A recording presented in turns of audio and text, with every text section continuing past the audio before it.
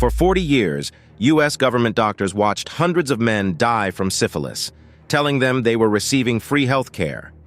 Their lie is just one chapter in a history written by doctors who became monsters. From live dissections in ancient Greece to chemical castration in South Africa, the methods were varied, but the cruelty was constant. You will wish these were only stories.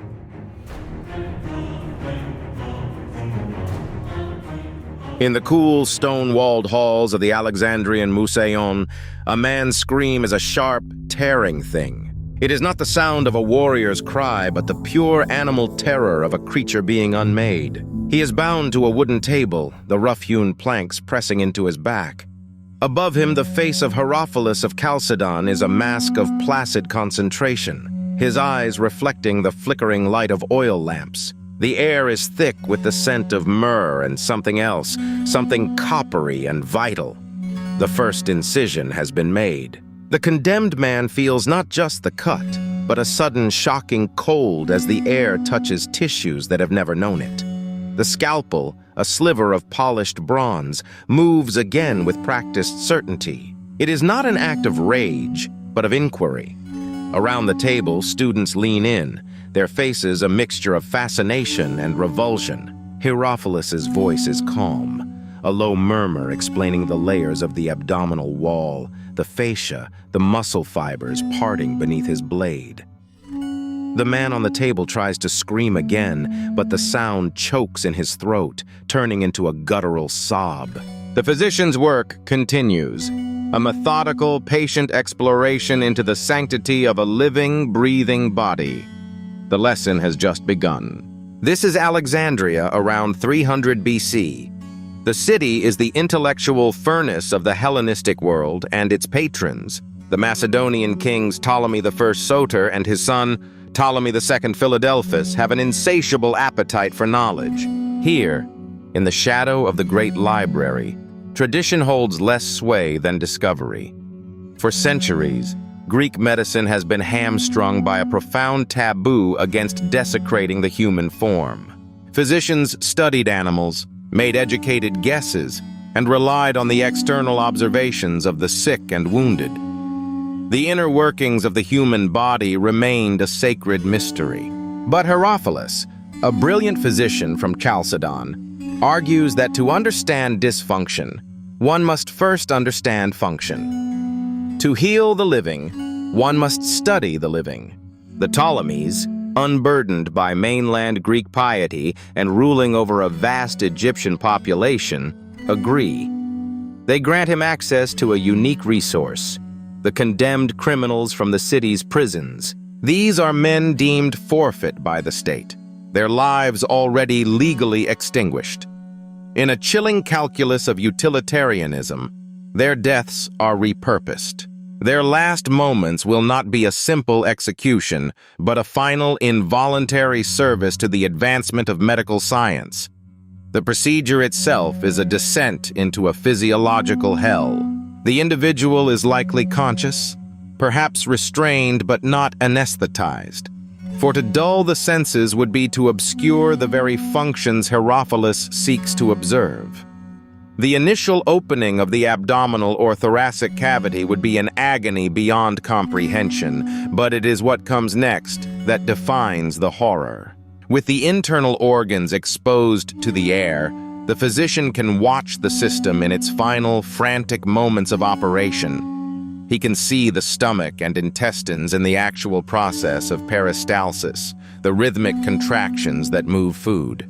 He can observe the liver, not as the pale, rubbery organ of a corpse, but as a deep, red, blood-rich nexus of metabolic activity.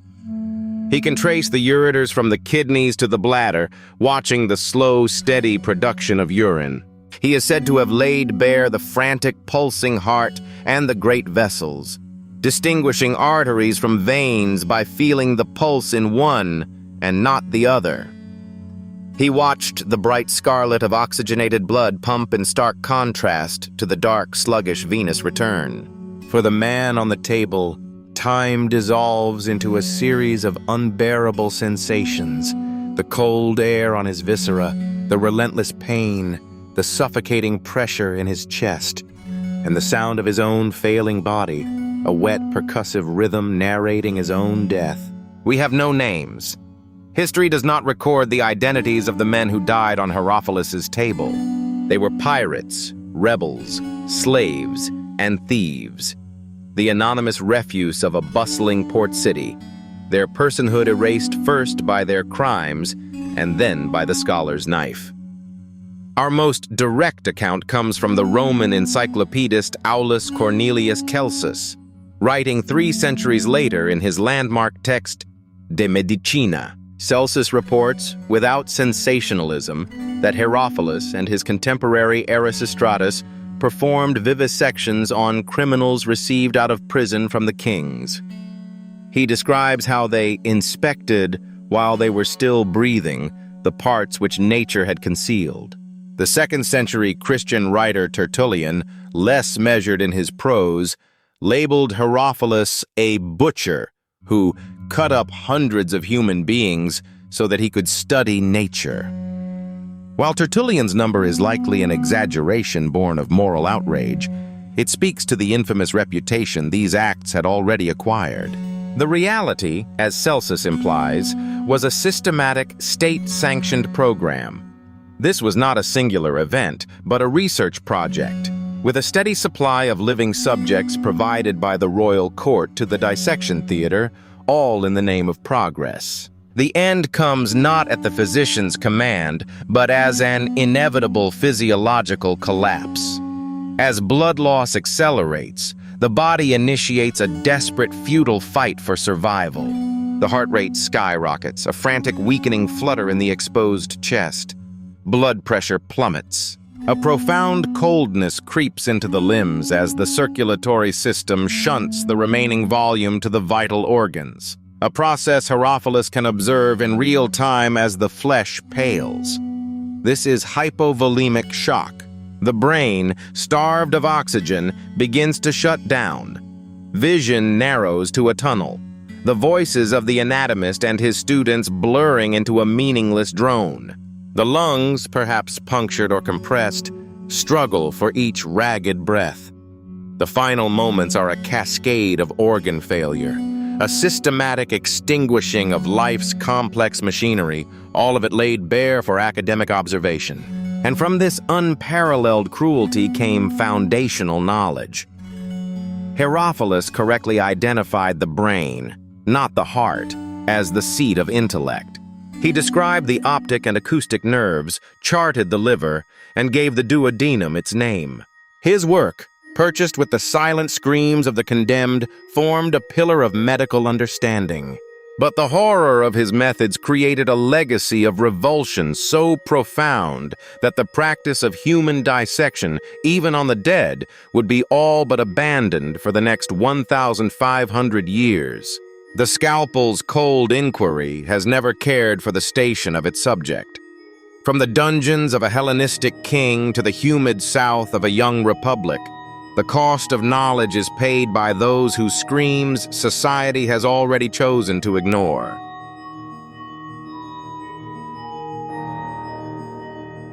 The air in the small brick building is thick, heavy with the Montgomery summer of 1849. It clings to the skin, damp and suffocating. On the table, a young woman named Anarcha lies on her hands and knees. Her muscles tremble, not from cold, but from exhaustion and a deep systemic dread. For 4 years, this has been her reality. This is the 30th time. The 30th time Dr. James Marion Sims will cut into her flesh. She can hear the quiet clink of metal on a tray. She can smell the carbolic acid. She can feel the pressure of the other physicians in the room, their coats rustling as they lean in to observe the master at work. Sims's voice is a low, steady murmur, a clinical narration of his process. He inserts the cold, duck-billed speculum he designed, widening her, exposing the wound that has defined her existence since a catastrophic childbirth. The first touch of the knife is a familiar fire, a searing line of white-hot agony that radiates from her core. She does not scream. After 30 operations, the screams have turned to a low, guttural sound of endurance. There is no ether, no chloroform to grant her the mercy of oblivion. There is only the doctor's steady hand, the glint of the silver wire he is testing, and the long, slow minutes stretching into an hour of meticulous, conscious torment. The hand that guides the blade belongs to a man convinced of his own destiny. Dr. J. Marion Sims, a South Carolina native practicing in Alabama, is a man of immense ambition, driven to solve one of the 19th century's most devastating medical afflictions, the vesico-vaginal fistula, a tear between the bladder and the birth canal, a frequent and horrific complication of prolonged labor. It leaves a woman incontinent, constantly leaking urine, foul-smelling, and often cast out from her family and society. A cure would be a medical miracle, a legacy. And in the slave-holding South, Sims found his path to that legacy. He found a population of potential test subjects who had no legal right to refuse. Enslaved women, their bodies owned by the men who brought them to Sims's door, were delivered to his 8-bed backyard hospital. They were not patients seeking care. They were human material for a series of brutal, iterative experiments. Sims would later argue that the operations were not painful enough to require anesthesia, a new and still mistrusted medical innovation. He also held the widely accepted and deeply racist belief that black individuals had an inherently higher tolerance for pain. He saw their endurance not as a testament to their spirit, but as a biological convenience for his research. The procedure itself was a grim cycle of trial and error, performed in full view of an audience of visiting doctors. Sims's small infirmary became a theater of surgical innovation. To gain a clear view of the fistula, he had the women assume a position on all fours, chests pressed to the table. This posture, which would later be known as the Sims position, was held for an hour or more, a humiliating and physically grueling ordeal. He would then insert his newly invented speculum, using a bent pewter spoon as an early prototype to hold the tissue open. His early attempts at suturing the tear failed repeatedly. He tried silk and catgut, but the stitches would dissolve or become infected, the wound reopening, the leakage returning. Each failure was not a stopping point, but a data point. Each failure meant another surgery was required. The women's bodies became a living laboratory. He would slice away the scarred edges of the fistula to create a fresh wound, then meticulously restitch it, experimenting with different materials and techniques, all while the subject was fully, horribly aware of every cut, every pull of the thread. He finally found success with fine silver wire, which resisted infection. It was a breakthrough paid for with unrecorded hours of agony. 3 names echo from the pages of Sims's own medical journals: Lucy, Betsy, and Anarcha. They are the unwilling mothers of his new science. Lucy was his first subject. She was just 18 years old.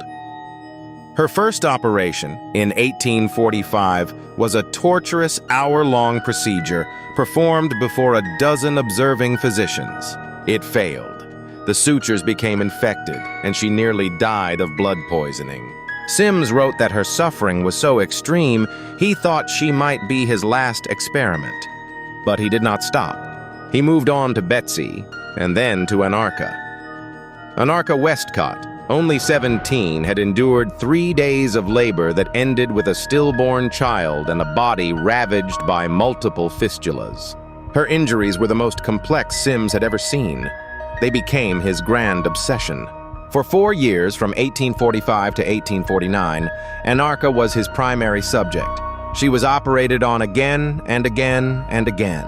The final, horrifying tally, by Sims's own account, was 30 separate, anesthetic-free surgical procedures. 30 times she was placed on that table. 30 times she felt the cold steel. It was on her body, through the cartography of her scars, that J. Marion Sims perfected the technique that would make him famous. After 4 years and 30 operations, Sims finally succeeded in closing Anarcha's fistulas. He declared her, and the other women, cured. They survived, but survival is not the absence of suffering. They were returned to their enslavers, their bodies bearing the deep, invisible trauma of years of methodical torture. Some historians suggest they may have been left with addictions to the opium Sims prescribed for post-operative recovery. Sims, his technique now perfected on black bodies, left Alabama. He moved to New York City in 1853 and opened the Woman's Hospital, catering to an elite white clientele. There, he performed his signature operation, but now, on these paying patients, he used anesthesia. His fame skyrocketed. He was elected president of the American Medical Association. A grateful society hailed him as the father of modern gynecology, erecting statues in his honor in New York's Central Park, in South Carolina, and in Alabama. His name was etched onto the tools of his trade, his methods taught in medical schools for a century. The speculum found in nearly every gynecologist's office today is a direct descendant of the one he first used on Lucy, Betsy, and Anarcha. His legacy was cast in bronze, built on a foundation of unremembered pain. The brutal pursuit of progress did not end in that Alabama clinic. Nearly a century later, the chill of the experimenter's gaze falls upon the American heartland. Here, the powerless subjects are children, and the scalpel is a psychological one, designed to sever the connection between thought and speech.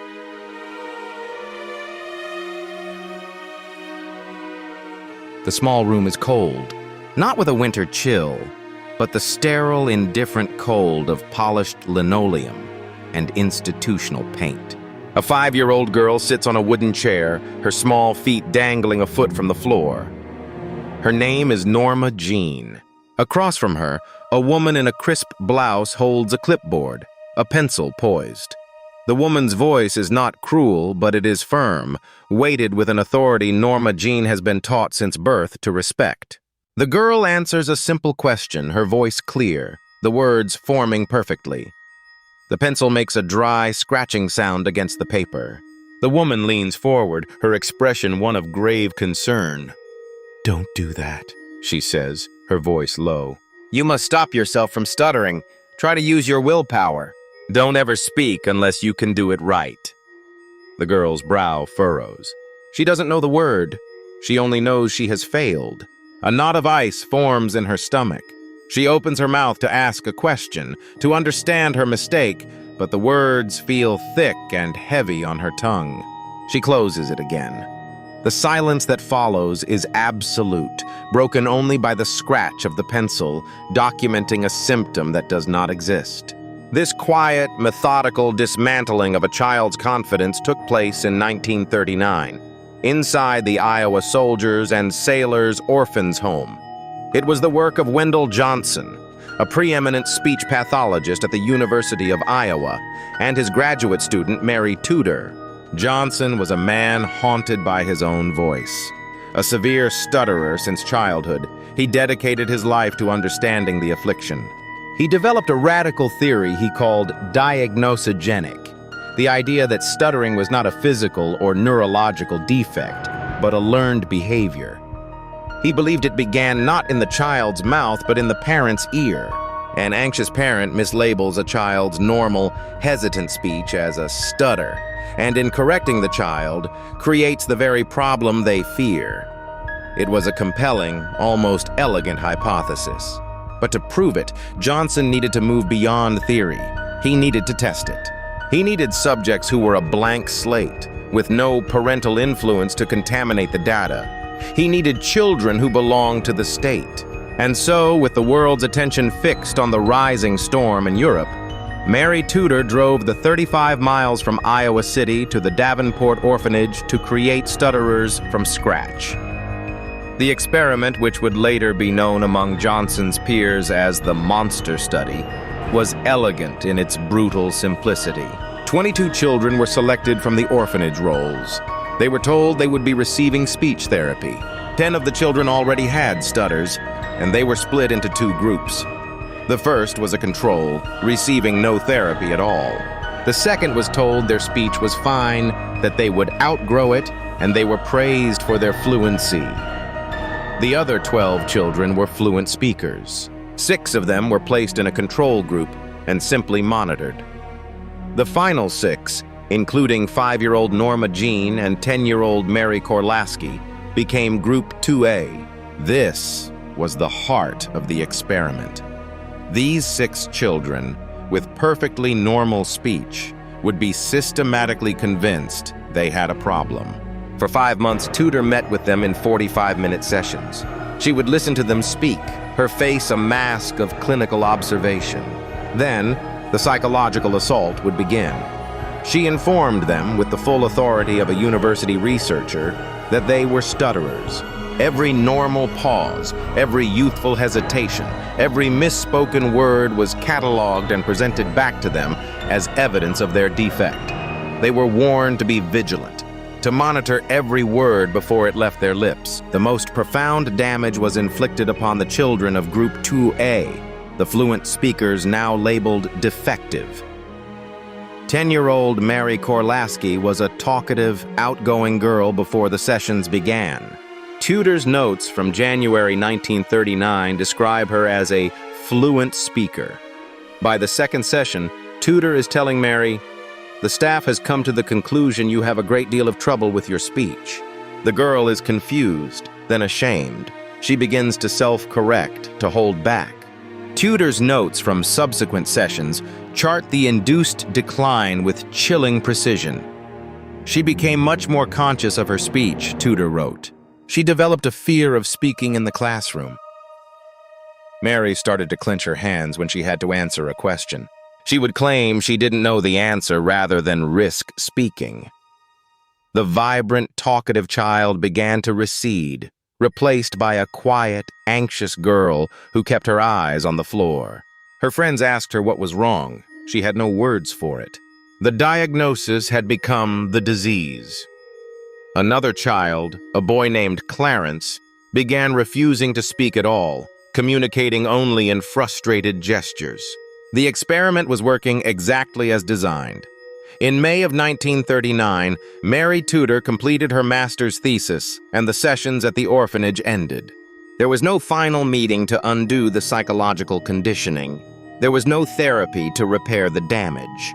The researchers simply packed their clipboards and left. Wendell Johnson, fearing the backlash if the study were made public, never published the full data. He buried it, and went on to become one of the most celebrated figures in his field. But for the children of Group 22A, the experiment never ended. The voices of doubt and shame had been permanently installed in their minds. Mary Korlaski ran away from the orphanage 2 years later. For the rest of her life, she struggled with speech anxiety, describing a lifetime of feeling guarded and self-conscious, of believing something was fundamentally wrong with her.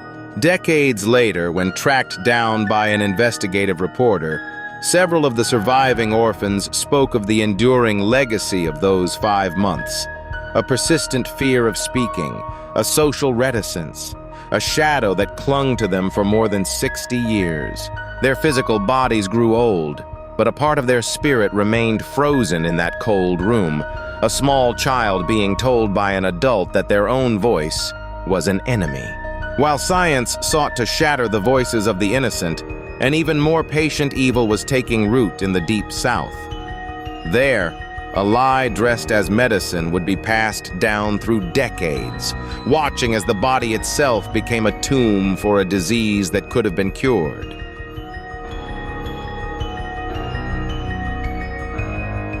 The man feels the rumble of the road through the floorboards. He sits in the back of the car, his joints aching with a familiar fire, a dull throb that has been his companion for years. He is on his way to see the government doctors for his bad blood. A kindness, he thinks. A colored man like him, a sharecropper with nothing to his name, getting free care from Washington. Nurse Rivers, the nice woman who drives him, smiles in the rearview mirror. At the clinic, they are always so polite. They draw his blood, the needle a quick, clean sting. They give him a small bottle of tonic, a chalky white pill. He feels a flicker of hope each time he swallows one. He does not know the pill is aspirin. He does not know the tonic is a mineral supplement, useless against the spirochates corkscrewing through his nervous system. He knows only that the light seems dimmer each year, that his legs sometimes forget how to walk, that sharp, lightning pains shoot from his spine without warning. He knows his mind sometimes drifts, leaving him stranded in a fog of his own memories. The doctors watch. They make notes on their clipboards. Their faces are impassive, clinical. They are charting the slow, methodical siege of his body. They are watching him die, and he thanks them for it. It begins in the suffocating heat of 1932, in the heart of the Great Depression. Macon County, Alabama, a place of deep poverty where 600 African-American men, mostly illiterate sharecroppers, are recruited for a new government study. The U.S. Public Health Service tells them it is a treatment program for bad blood, a localism that covers a host of ailments, but is understood to mean syphilis. The promise is simple: free medical exams, free rides to the clinic, hot meals on examination days, and a burial stipend to cover funeral expenses. Initially, the study's founder, Dr. Taliaferro Clark, intended to observe the men for 6 months, then treat them with the toxic mercury-based remedies of the day. But the data proves too tempting. The funding for treatment vanishes. The objective shifts. The study morphs into something else entirely. It becomes a non-therapeutic experiment, a death watch designed to follow the untreated disease from infection to autopsy. The official title: Tuskegee Study of Untreated Syphilis in the Negro Male. The central unspoken hypothesis, rooted in the corrosive racial science of the era, is that the disease will ravage the black man's neurological system, proving a supposed biological inferiority. The study is no longer about healing. It is about watching a disease run its natural, brutal course. For the next 40 years, the lie is maintained with chilling efficiency. Of the original 600 men, 399 have the disease. They become the test subjects. A black public health nurse, Eunice Rivers, becomes the constant, trusted link between the doctors and the men. She knows them by name. She drives them to their appointments. She dispenses the placebos. The men are given painful, dangerous spinal taps to collect cerebrospinal fluid for research. To convince them to undergo the procedure, the Public Health Service sends them a misleading letter titled "Last Chance for Special Free Treatment." The men believe the agony of the needle in their spine is a cure. The ultimate incentive is the promise of $50 for their burial. For a man who has lived his entire life in debt, the assurance of a dignified exit from the world is a powerful lure. Then, in 1947, a miracle arrives: penicillin. The new antibiotic is a fast, effective cure for syphilis. It becomes the standard of care across the globe. But not in Macon County. The directors of the Tuskegee study make a deliberate choice. They not only withhold the cure, they actively prevent the men from getting it elsewhere. They send lists of their subjects to local doctors. They intervene with the draft board during World War II, barring the men from the military service that would have meant mandatory syphilis treatment. The experiment, they decide, must continue. The doctors get their data. Year after agonizing year, they chart the disease's path. The men's bodies become living textbooks of decay. Soft, rubbery tumors called gummas erupt on their skin and eat into their bones and organs. Their hearts swell, the walls of their aortas thinning until they balloon and burst in a final, agonizing torrent. This is tertiary syphilis. It moves into the brain and spinal cord. The men's gait becomes a clumsy shuffle, their balance gone. They develop stabbing pains in their legs so intense they are called lightning pains. Their vision blurs, then vanishes into a permanent darkness. Their personalities crumble. They are consumed by dementia, paranoia, and madness. Charlie Pollard, one of the subjects, later recalls the doctors telling him he had bad blood and that they would take care of him for the rest of his life. For 4 decades, he and hundreds of others wander through this landscape of suffering, observed but never helped. They are specimens. Their prolonged agony cataloged in dozens of medical papers published in respected journals, their humanity erased by the cold pursuit of knowledge. The study ends not with a crisis of conscience, but with a leak to the press. On July 25, 1972, Associated Press reporter Jean Heller exposes the experiment to the world. By then, 28 of the original men have died directly from syphilis. Another 100 are dead from related complications.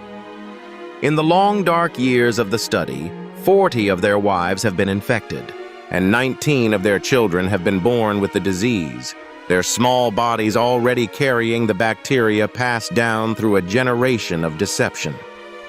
The public outcry is immediate and furious. Congressional hearings are held. The result is the 1974 National Research Act, which creates the modern ethical regulations for human subject research. But the true legacy is not a law. It is a poison introduced into the bloodstream of a people, a deep and abiding distrust of public health, a suspicion of doctors in white coats, a fear of the needle that echoes from the cotton fields of Macon County to the hospitals and clinics of today. It is the ghost of a nurse's smile and the memory of a promise that was never a promise at all. The sin of omission in Alabama would not be enough for long. Just a few years later, 1,000 miles south, the same cold ambition took a darker turn. In the highlands of Central America, it was no longer enough to simply watch the fire burn. The experiment now was to be the one to strike the match.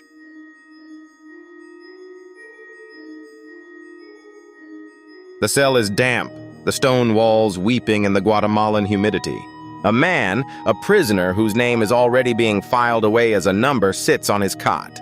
He is offered a cigarette, a small kindness from the American doctors who have come to his ward.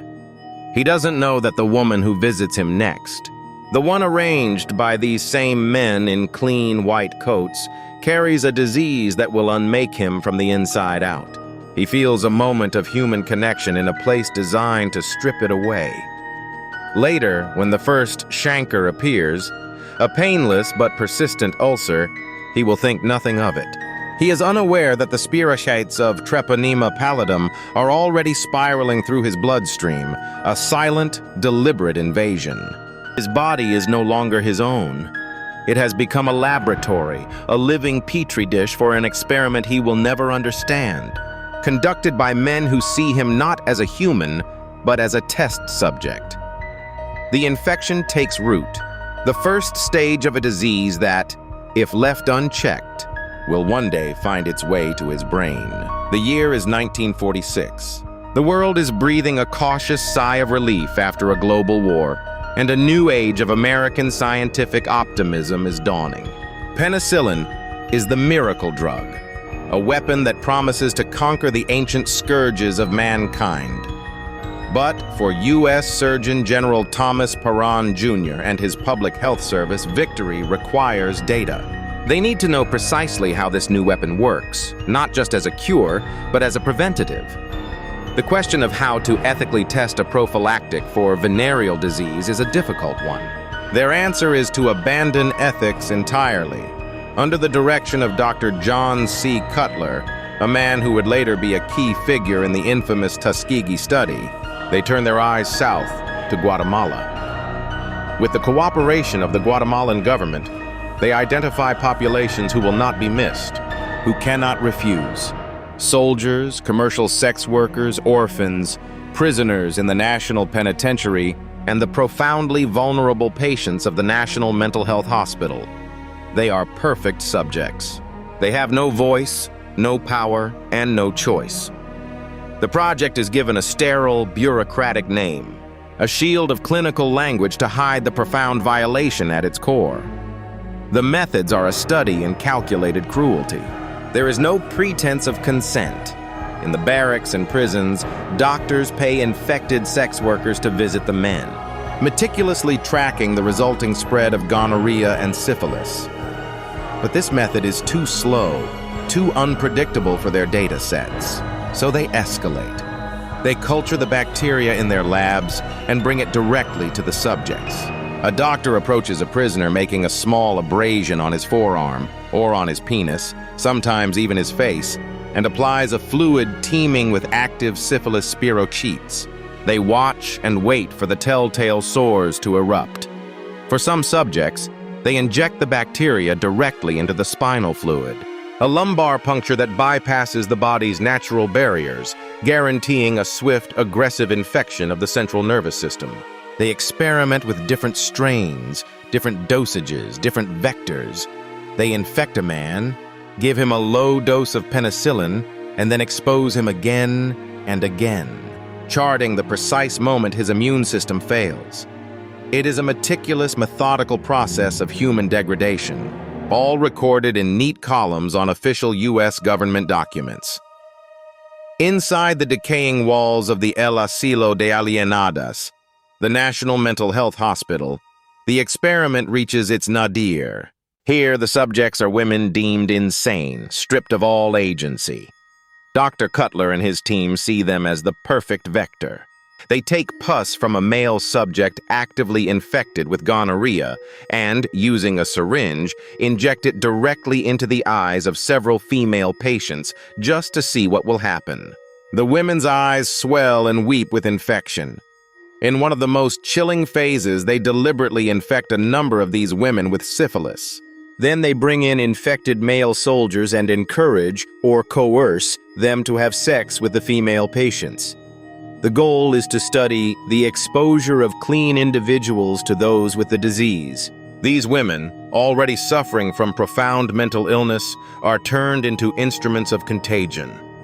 When the initial attempts at infection fail, the doctors scratch the bacteria directly into their cervixes. Of the more than 5,500 people subjected to these studies, at least 1,300 were intentionally infected. When the experiment concluded in 1948, the records show that fewer than 700 received what could be considered adequate treatment. The files were boxed up, stamped classified, and shipped back to the United States. For over 60 years, they gathered dust in forgotten archives, a secret buried under the weight of Cold War bureaucracy. Dr. John Cutler went on to a long, respected career. The victims in Guatemala were left behind. Many were never told what had been done to them. They carried the diseases for the rest of their lives, suffering the slow, horrifying progression of tertiary syphilis, the creeping paralysis, the blindness, the dementia, the heart lesions.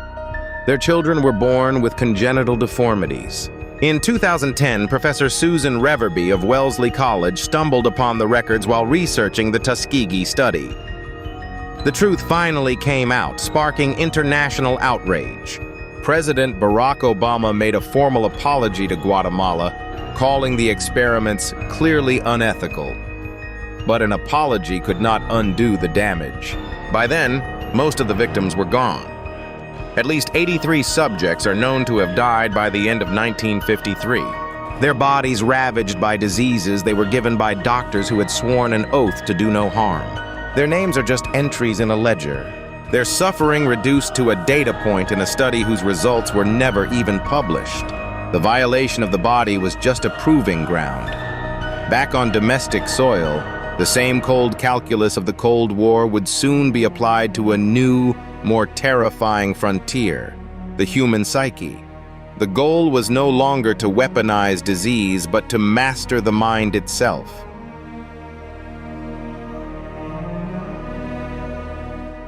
The glass of Cointreau is cool in his hand.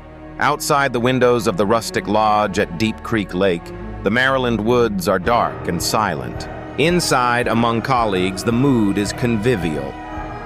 Dr. Frank Olson, a 43-year-old biochemist with the Army's Special Operations Division, takes a sip.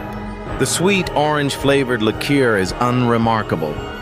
He is among trusted men, scientists and spies, men who hold the nation's deepest secrets. But within 90 minutes, a subtle shift begins. The familiar faces across the room seem to warp, their smiles stretching into grotesque masks. The grain of the wooden walls begins to writhe. A creeping paranoia, cold and slick, slides into the base of his skull. The air grows thick, charged with an unspoken threat he cannot name. He is a scientist, a man of logic and reason, but the bedrock of his reality is fracturing, dissolving into a terrifying, hallucinatory state. He does not know it yet, but he is no longer a colleague at a retreat. He is a test subject. And his mind, the very seat of his soul, has just been invaded without his consent. This personal, terrifying unraveling was the intended outcome of a program born from the iciest depths of the Cold War. Cine. On April 13, 1953, CIA Director Allen Dulles, haunted by fears of Soviet brainwashing techniques supposedly used on American prisoners in Korea, authorized one of the agency's most sinister undertakings. It was codenamed Project MKUltra. Its mission was chillingly simple and boundlessly complex: to achieve the complete control of the human mind. The man put in charge was a chemist named Sidney Gottlieb, a shadowy figure within the agency known as the Black Sorcerer. Under his direction, MKUltra became a sprawling, top-secret exploration into the breaking of the human will. Its charter was to investigate every conceivable method of mental manipulation: hypnosis, subliminal messaging, sensory deprivation, electroshock, and most centrally, the covert administration of powerful psychoactive drugs. It was an illegal, unethical crusade for a pharmacological key that could unlock a person's deepest secrets, erase their memories, or even program them to kill. The project was a state-sanctioned descent into the abyss, a hunt for the soul's master switch. The mechanics of this hunt were brutal and clandestine. Gottlieb and his agents operated outside the law, turning cities like New York and San Francisco into their own private laboratories. Under a sub-project grotesquely named Operation Midnight Climax, the CIA established safe houses, staffed them with prostitutes, and equipped them with two-way mirrors. Unwitting men, lured in for an evening's pleasure, would have their drinks spiked with lysergic acid diethylamide, LSD. As the drug took hold, agents behind the glass would watch, dispassionate and clinical, taking notes on the subjects' confusion, their terror, their psychological disintegration. The subjects were a grim cross-section of the vulnerable: prisoners, mental patients, drug addicts, anyone whose disappearance or complaint would be easily dismissed. But the program's reach was wider still. Soldiers at the Edgewood Arsenal in Maryland were given hallucinogens and locked in interrogation rooms to test their resistance. Students at major universities were paid to participate in experiments, never told the true nature of the chemicals coursing through their veins. The project was a study in betrayal, a systematic violation of the most fundamental trust between a government and its people, all documented in cold, bureaucratic reports. For Frank Olson, the biochemist at the Maryland retreat, the experiment did not end when the drug wore off. It was only the beginning of a week-long descent into hell. The LSD, administered without warning by Sidney Gottlieb himself, triggered a severe psychotic crisis. Olson was consumed by paranoia, convinced he was a danger to his family, that he had disgraced himself and his country. He wanted to quit his job, to escape the secret world he inhabited. His CIA colleagues, the very men who had poisoned him, grew concerned, not for his well-being, but for the secrets he might reveal.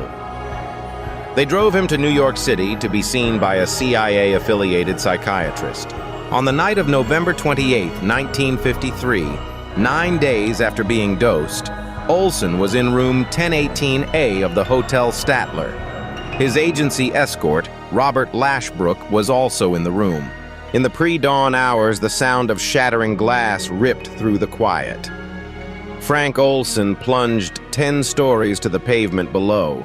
The official story was swift and clean: a tragic suicide, a man who couldn't handle the pressure of his work. A secret was buried with him. For 2 decades, the full truth of MKUltra remained one of those buried secrets. The project continued until 1973, leaving a trail of shattered minds and ruined lives in its wake.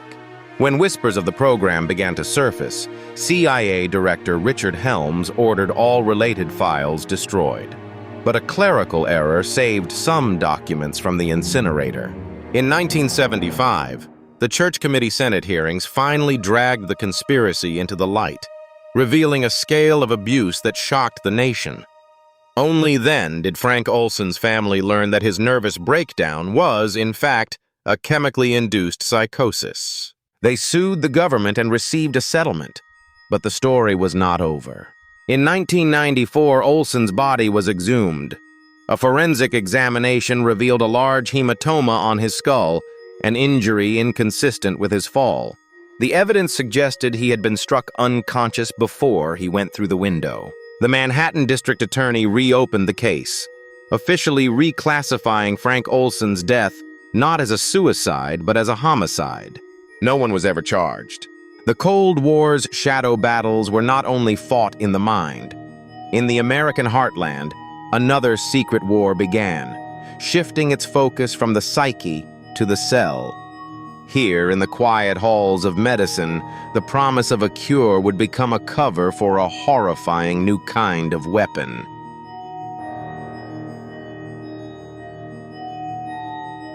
The room is cool, the air still and filtered.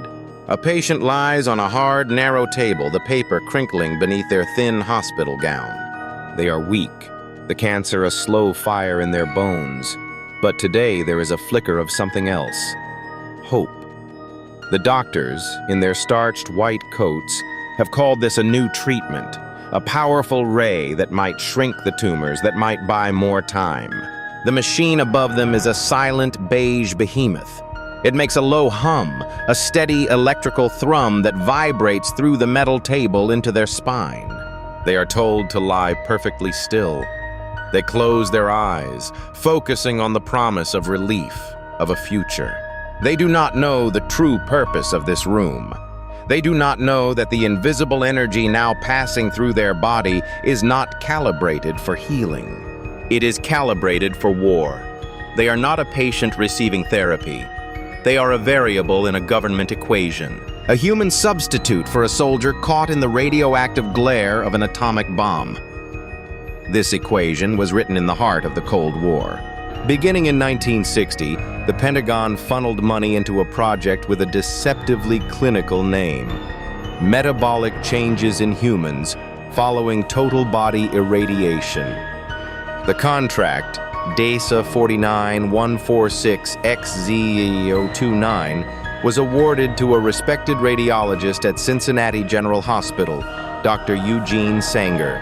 The question the Defense Department wanted answered was brutally simple. What happens to the human body in the aftermath of a nuclear attack? How much radiation can a soldier absorb and still be able to fight? For how long? Live human data was the only way to know for sure. Dr. Sanger's proposal offered a ready-made laboratory and a pool of subjects who would ask few questions. Over the next 11 years, until 1971, the fourth floor of the hospital's radiation wing became a secret proving ground. The threat was global, a standoff between superpowers played out with missile silos and air raid drills. But the experiment itself was intimate, conducted in a quiet, lead-lined room in southern Ohio, far from any battlefield. The subjects of this intimate experiment were 88 men and women. They all had one thing in common: they were dying. Diagnosed with inoperable cancer, they were funneled into Dr. Sanger's program, a last resort presented as cutting-edge therapy. Most were poor. A disproportionate number, over 60%, were African American. They were given consent forms, dense with medical jargon that mentioned radiation treatment but omitted the crucial details. That the study was funded by the military, that its primary goal was not to cure them, and that the doses they would receive were massive, far beyond any established therapeutic level. The patient would be positioned alone in the room. From behind a thick, leaded glass window, a technician would activate a cobalt-60 source. For the next hour, a torrent of gamma radiation would saturate the patient's body, a dose of up to 300 rads. This is the equivalent of absorbing the radiation from 20,000 chest X-rays all at once. Every organ, every cell is bombarded, the delicate architecture of DNA shredded by an invisible storm. For the patients, the aftermath began within hours. The body, poisoned at a cellular level, reacts with violent confusion. The first wave is nausea, a deep, gut-wrenching sickness that culminates in uncontrollable vomiting. The delicate lining of the stomach and intestines, which have some of the most rapidly dividing cells in the body, is scoured away. This leads to agonizing abdominal pain and severe diarrhea, draining the already weakened body of fluids. In the days that follow, the bone marrow begins to fail. The body's factory for blood cells shuts down. Without new white blood cells, the immune system collapses, leaving the patient vulnerable to any passing infection. Without platelets, the blood loses its ability to clot. Gums bleed, unexplained bruises bloom across the skin.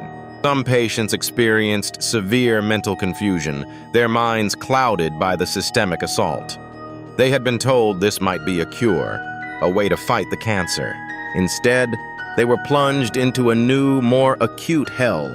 Their final days consumed not by the disease they knew, but by the devastating sickness of acute radiation poisoning. At least 20 of the 88 patients were dead within 60 days of the exposure. Dr. Sanger and the Pentagon would later argue that these individuals were already terminally ill, their deaths inevitable. But the evidence buried in hospital records told a different story. The massive single doses of radiation had not cured them. They had, in many cases, accelerated their deaths, layering a brutal, agonizing sickness on top of their cancer. The program ran in the shadows until 1971. Its existence finally dragged into the light by the press, and a series of Senate hearings on human experimentation led by Senator Ted Kennedy. Decades of silence followed. It was not until 1994 that the families of the victims, armed with newly declassified documents, filed a class action lawsuit.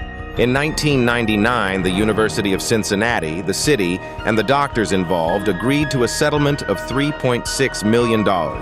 The checks sent to the surviving relatives were a quiet admission of what had happened in that lead-lined room. For the sake of a hypothetical war, a real one had been waged against the bodies of the poor and the sick.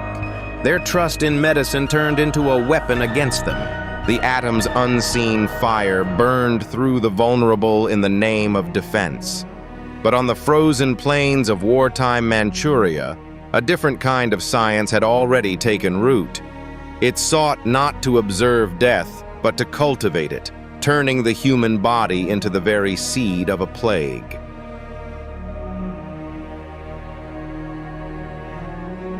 The air in the laboratory is colder than the Manchurian winter outside. It is a deliberate, sterile cold that bites at exposed skin. On a steel table, a man, a prisoner of war, a dissident, a farmer, it no longer matters, is bound. He is not a person. To the men in white coats, he is a maruta, a log, a piece of wood to be seasoned, studied, and discarded. A syringe filled with a cloudy, living fluid glints under the single bare bulb. The needle, a sliver of ice and pain, pierces the skin of his arm. He screams, a raw animal sound that the insulated walls absorb without effort. It is a culture of Yersinia pestis, the bubonic plague. The researchers watch, clipboards in hand. They do not record his name. They record the time of injection, the initial heart rate, the tremor that begins in his hands. Within hours, a fire blooms in his blood, a fever that racks his body with violent shivers despite the frigid room. His lymph nodes swell into agonizing buboes. The scream fades to a delirious moan as his body becomes a battlefield, a living petri dish for a weapon designed not to conquer a nation, but to erase it from the earth. His suffering is a data point, his death a successful trial. This crucible of calculated agony, was the life's work of Surgeon General Shiro Ishii. A brilliant, ambitious microbiologist and officer in the Imperial Japanese Army, Ishii saw the future of warfare not in steel but in pestilence. He convinced the highest levels of military command that Japan, lacking the resources of its Western rivals, must pursue a cheaper, more terrifying path to victory. In 1937, under the deceptively sterile name, the Epidemic Prevention and Water Purification Department of the Kwantung Army, his vision became a sprawling, state-sponsored reality. Deep in occupied Manchuria, near the city of Harbin, a massive top-secret complex rose from the frozen plains, Unit 731. From the air, the Pingfang facility looked like a university campus or a modern factory. But behind its electrified fences and guarded watchtowers, Ishii built a city of death, complete with its own airfield, railway, and prisons. Here, he and his hand-picked team of Japan's brightest medical minds would be given unlimited resources and absolute moral freedom to perfect the art of biological warfare, all in the sainted name of the emperor.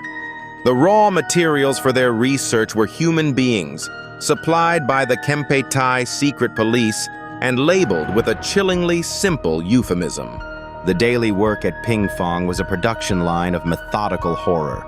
Thousands of living subjects, Chinese guerrillas, Soviet prisoners, Korean civilians, even women and children, were processed through a system designed to strip them of all humanity before it stripped them of life. They were test subjects for a catalog of weaponized diseases. Researchers would inject them with anthrax, cholera, typhoid, and smallpox to determine dosage and time to death. Some were tied to stakes in open fields as planes flew overhead, dropping ceramic bombs filled with plague-infested fleas, a grim rehearsal for attacks on civilian populations. Others were subjected to vivisection, their organs removed one by one without the mercy of anesthesia. The scientists argued that the shock of a dying body could alter the data.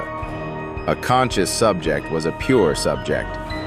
In other chambers, prisoners were locked inside high-pressure barrels until their eyes burst from their sockets. They were spun in giant centrifuges until they expired. They were burned alive with flamethrowers and targeted with chemical weapons to test the efficacy of gas masks and protective suits. Every shriek, every seizure, every moment of organ failure was meticulously timed, photographed, and logged in leather-bound journals. Nowhere was the fusion of scientific curiosity and absolute depravity more apparent than in the frostbite experiments. On the coldest nights of the Manchurian winter, with temperatures dropping to 40 degrees below zero, prisoners were marched outside. Their arms were forcibly submerged in barrels of icy water, then exposed to the brutal, freezing wind. A researcher would periodically strike the limb with a small baton until it made a solid, wooden sound. The subject, now with limbs frozen solid, was brought back inside. Here, the true experiment began. The team would test various methods of thawing. Some arms were left to thaw naturally. Some were drenched in scalding water, others in lukewarm.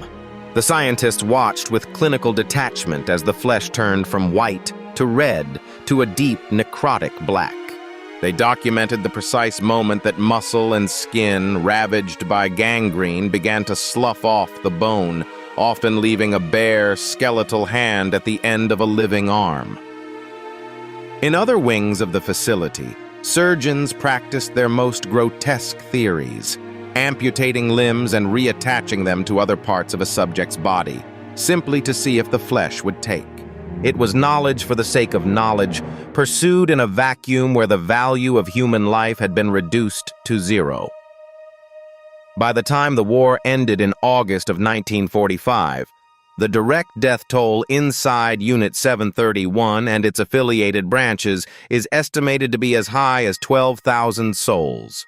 The indirect toll is immeasurable, Hundreds of thousands of Chinese civilians killed in biological attacks where Ishii's perfected plagues were unleashed on cities like Ningbo and Changde. As the Soviet army swept into Manchuria, Ishii enacted his final protocol.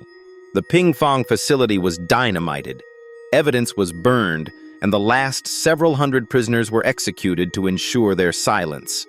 But the data, the thousands of microscope slides, the autopsy reports, the detailed records of human suffering, was preserved. In the chaos of post-war Japan, American authorities from the U.S. Army Biological Warfare Laboratories at Fort Detrick located Shiro Ishii. They were not seeking a war criminal for trial. They were seeking a colleague. In a secret agreement, the United States government granted Ishii and his entire staff full immunity from prosecution in exchange for their complete research findings. The price for this unparalleled data on biological warfare, gleaned from the systematic torture of thousands, was silence. The names of the victims were never entered into any record. The doctors who traded their stethoscopes for bone saws went on to have distinguished careers in Japanese medicine and academia. The screams from the labs at Pingfang were bartered for a folder of classified documents. That same perversion of science was metastasizing. Half a world away, in the camps scarring a broken Europe, the physician's needle and the freezing winter air were becoming instruments of a chillingly similar state-sanctioned agony.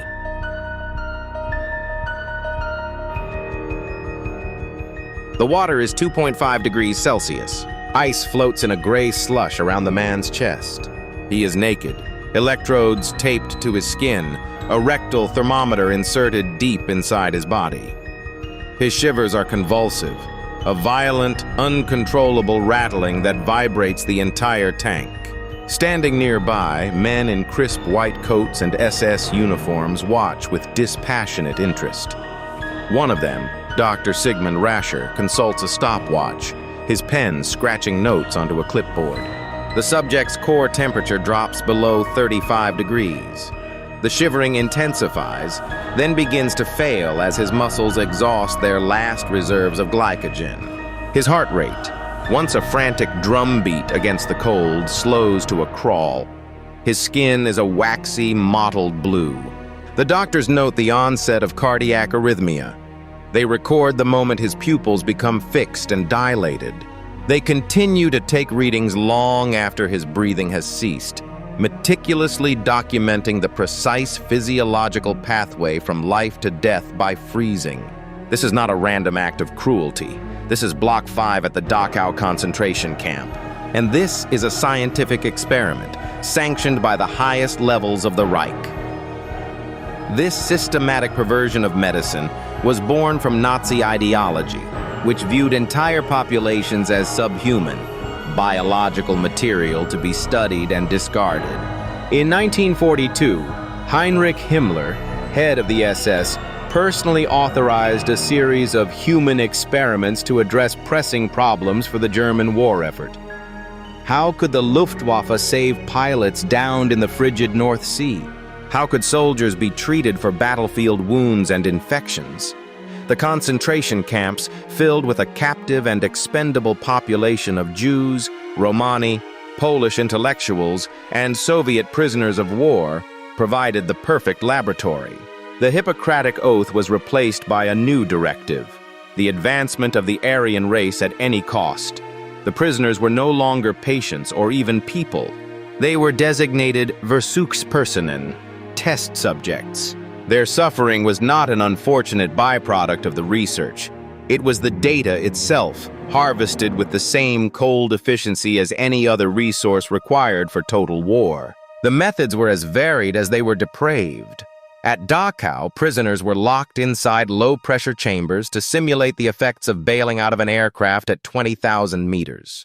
As the atmospheric pressure dropped, the men inside would gasp for air, blood foaming at their lips as their lungs hemorrhaged. Many died in agony, while others were vivisected mid-experiment to observe the formation of air embolisms in their blood vessels. At Sachsenhausen and Natzweiler, Subjects were deliberately exposed to mustard gas and phosgene to test possible antidotes. Their skin would blister and peel away in sheets, their lungs filling with fluid as they slowly suffocated over days. In the name of racial purity, Dr. Karl Klauberg at Auschwitz injected hundreds of women with caustic substances to sterilize them without surgery, causing excruciating pain, internal bleeding, and often a slow death from infection. And at Buchenwald, Dr. Erwin Ding Schuler established an entire department dedicated to typhus research, injecting live bacteria directly into the veins of healthy prisoners to cultivate the disease and test experimental vaccines, killing over 90% of his subjects. The names of the perpetrators are now synonymous with medical evil. At Auschwitz, SS Hauptsturmführer Josef Mengele, the Angel of Death, pursued his own grotesque obsessions. He was particularly fascinated by twins, whom he would subject to parallel experiments. He injected diseases into one twin and not the other. He transfused their blood. In one case, he sewed two Romani children, Guido and Ina, together back-to-back in a crude attempt to create conjoined twins. Their wounds became infected, and they died in agony. His work always ended the same way, with a fatal injection of phenol to the heart, so he could perform a comparative autopsy on his subjects. Meanwhile, back at Dachau, the freezing experiments conducted by Dr. Rascher continued. After inducing near-fatal hypothermia, he tested methods of rewarming. Some prisoners were thrown into vats of scalding water, causing shock and death. In other cases, they were placed between two naked women, also prisoners, in a grotesque attempt to study rewarming by human heat. Dr. Klaus Schilling, an elderly and respected tropical disease specialist, was given his own facility at Dachau to research malaria. He methodically infected over 200 priests, artists, and other prisoners with the disease, watching them suffer through cycles of high fever, chills, and delirium, all to test ineffective cures. Thousands died on the examination tables and in the laboratory barracks of the Third Reich. Those who survived were often maimed, sterilized, or left with permanent psychological trauma. After the war, the world was forced to confront the evidence. The doctor's own meticulous notes, the photographs, the testimony of the few survivors. On December 9, 1946, the United States Military Tribunal at Nuremberg opened the case USA versus Karl Brandt et al., known as the Doctor's Trial. 23 German physicians and administrators were charged with war crimes and crimes against humanity.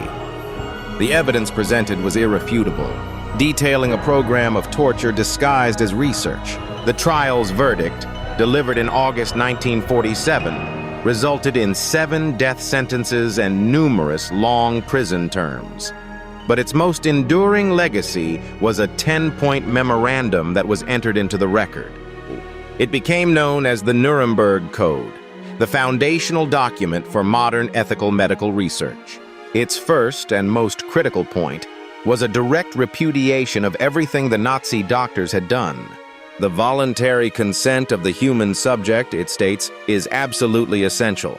The belief that medicine can purify humanity does not die with one regime. A generation later, and thousands of miles south, the same clinical cruelty turns inward, as a nation's military directs its doctors to carve away the very identities of its own soldiers.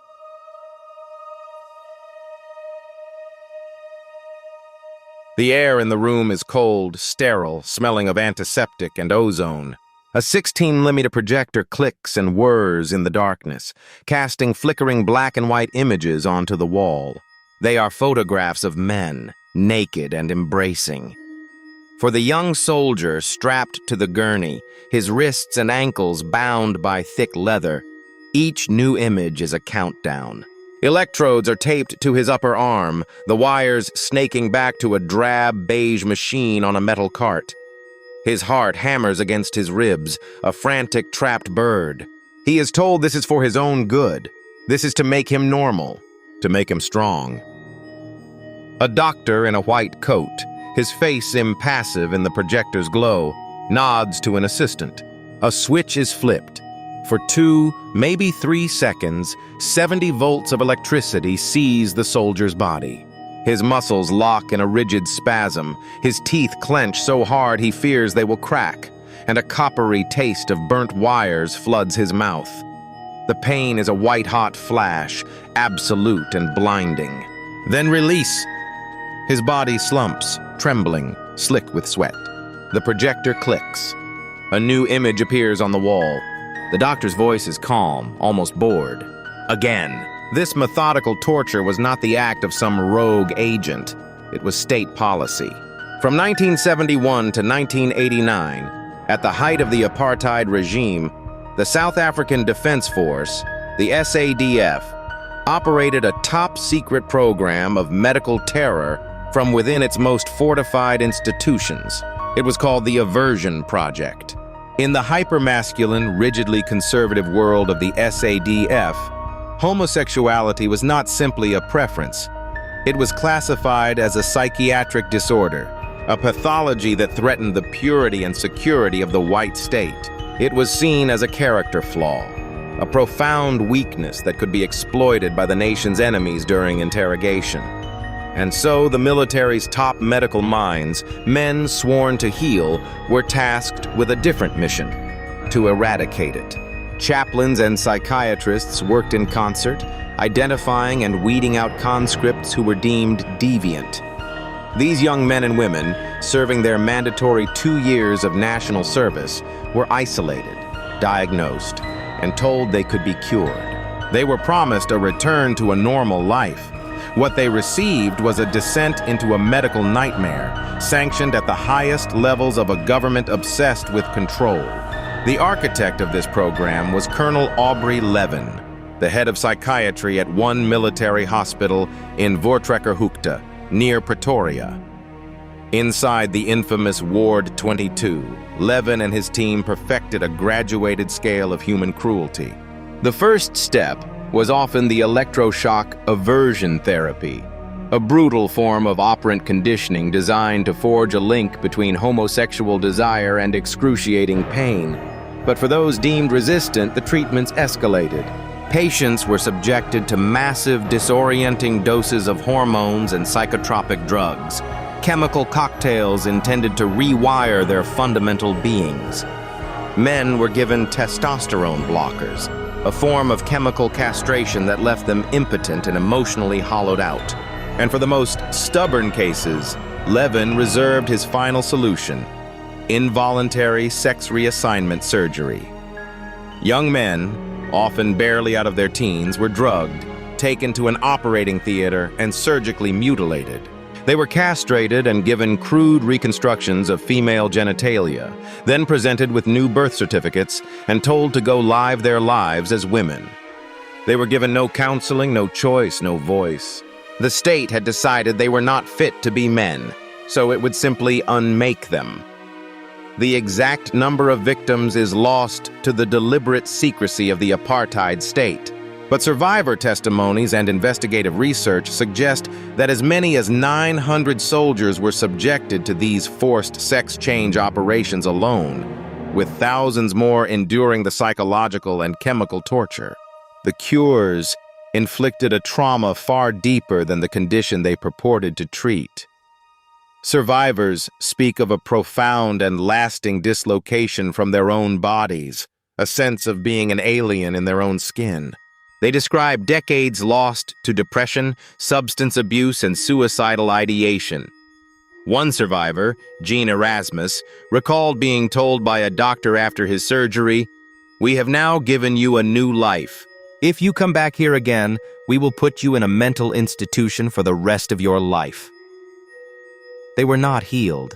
They were broken, silenced, and cast out, their identities forcibly erased by the very institution they were conscripted to serve. The project was a factory for ghosts, creating a generation of men and women haunted by a past that had been surgically carved into them. The full, horrific scope of the Aversion Project remained a state secret until after the fall of apartheid in the 1990s. Its horrors were brought to light before South Africa's Truth and Reconciliation Commission, where survivors finally gave voice to their experiences. Yet, justice remained elusive. Many of the records from Ward 22 were destroyed. Dr. Aubrey Levin, the man at the center of it all, was never prosecuted in South Africa. He emigrated to Canada, became a clinical professor at the University of Calgary, and continued to practice psychiatry for decades. While direct deaths from the procedures are difficult to quantify, the true death toll is measured in the countless lives ruined, the spirit shattered, and the suicides of those who could no longer bear the weight of what had been done to them. The project did not cure anyone. It was a quiet, clinical, state-sponsored war waged not on an external enemy, but on the very souls of its own children. The long shadow of progress is often cast by the bodies it leaves behind. The question that remains in the silence isn't which experiment was most cruel, but which justification for it reveals the true darkness coiled within the human spirit.